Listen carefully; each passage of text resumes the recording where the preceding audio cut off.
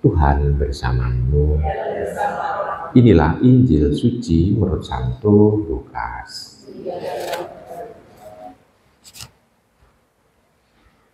Pada suatu ketika, orang berduyun-duyun mengikuti Yesus dalam perjalanannya. Sambil berpaling, Yesus berkata kepada mereka, "Jika seorang datang kepadaku dan ia tidak membenci bapaknya, ibunya, istrinya, anak-anaknya, saudara-saudarinya, bahkan nyawanya sendiri, ia tidak dapat menjadi muridku.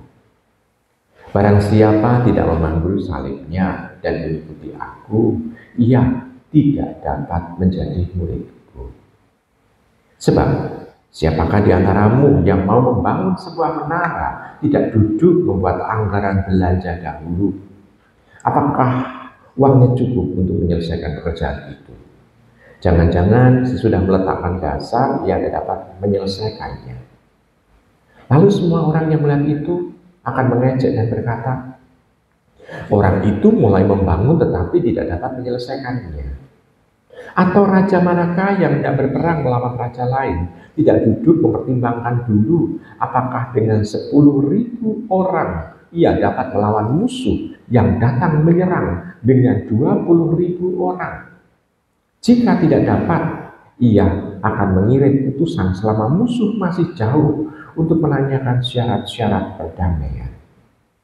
Demikianlah setiap orang di antaramu yang tidak melepaskan diri dari segala miliknya tidak dapat menjadi muridku. Demikianlah sabda Tuhan. Ibu, Bapak, Saudari, saudara kasih dalam Tuhan.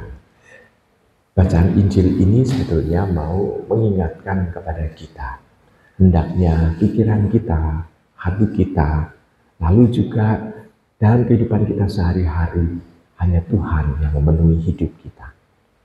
Sebetulnya Tuhan mau mengingatkan akan hal itu.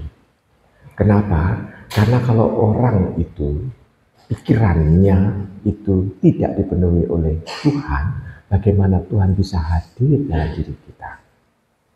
Begini ibaratnya, Ibu Bapak. Misalnya ruangan gereja kita ini itu penuh dengan barang-barang yang berserakan. Dan barang yang berserakan itu besar-besar. Dan kita pun juga mau misalnya dari sini mau keluar pun juga sulit untuk mencari jalan untuk melipir-melipir. Nah, seandainya seperti itu, lalu ada pintu mengetuk. Nah, pintu diketuk, bukan pintu mengetuk, tapi pintu diketuk. Lalu kita bukakan pintu itu. Lalu ternyata Tuhan Yesus. Apakah kita bisa manggake Tuhan Yesus untuk masuk dalam ruangan ini? Nggak akan bisa. Kenapa? Karena kita untuk keluar saja harus melipir-melipir karena banyak barang yang berserakan dan tinggi-tinggi dan tidak bisa disingkirkan. Tuhan Yesus sudah mengetuk, tetapi kita tidak bisa manggake masuk. Demikian juga dengan hati kita. Kalau hati dan pikiran kita ini sudah penuh dengan yang bukan Allah, kendati Allah itu sudah mengetuk pintu hati kita, pintu pikiran kita, apakah Allah bisa masuk? Walaupun kita sudah mengundang Allah hadir, tapi Allah tidak akan bisa masuk pikiran kita dan hati kita, karena hati kita dan pikiran kita sudah penuh dengan kekhawatiran, dengan ketakutan, dengan mungkin kenyamanan, dengan keindahan, dengan kebahagiaan, dengan kegembiraan, sehingga Tuhan tidak bisa mempengaruhi diri kita. Ibaratnya seperti itu, Ibu Bapak. Kita sudah penuh kebahagiaan, kegembiraan, relasi dengan ayah kita, dengan ibu kita, dengan saudari-saudara kita, dengan rekan-rekan kita. Karena itu sudah memenuhi batin kita, walaupun Tuhan itu mau mengetuk pintu diri kita, apakah Tuhan bisa masuk dalam relasi kita? Enggak. Begini Ibu Bapak, saudari, saudara kasih dan saudara. Kita ambil contoh. Kalau panjenengan tinggal di rumah, lalu ketemu dengan orang yang asing, menemui orang asing itu, Anda ngajak sampai dapur enggak? Atau hanya di depan pintu rumah? Nah, depan pintu rumah. Kalau ternyata yang datang itu rekan, teman atau saudara selingkungan, Anda ngajak masuk ke rumah enggak? Sampai kemana? Ruang tamu atau sampai ke tempat tidur? Ruang tamu. Tapi orang yang akrab, yang Anda cintai, yang dekat dengan Anda, datang, Anda bisa menyambut sampai ke kamar? Tidak juga. Tapi mungkin sampai ruang makan. Tapi kalau itu adalah anggota keluarga Anda sendiri yang bertamu, Anda bisa nggak menerima, misalnya semua tempat itu penuh dengan banyak orang, Anda ngomong di kamar Anda? Bisa. Nah, sekarang kita bisa melihat relasi kita dengan Tuhan itu ada di mana?